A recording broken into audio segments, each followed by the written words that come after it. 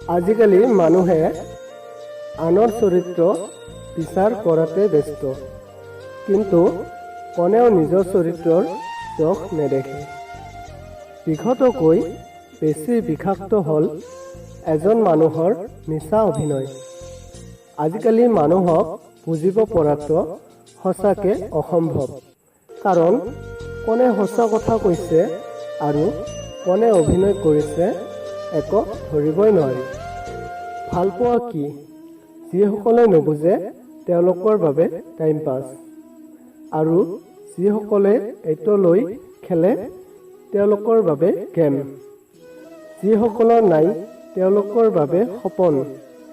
যিসকলে এইটোক বুজি পায় তেওঁলোকৰ বাবে জীৱন, আৰু যিসকলে এইটোক হেৰুৱায় তেওঁলোকৰ বাবে এইটো দুখৰ সাগৰ। মানুহ কেতিয়াও ইচ্ছা কৰি সলনি নহয়।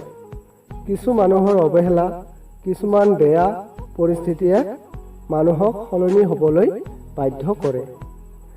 কাৰোবাক প্ৰয়োজনতকৈ বেছি গুৰুত্ব দিলে এসময়ত তেওঁৰ ওচৰত তুমি গুৰুত্বহীন হৈ যাবা।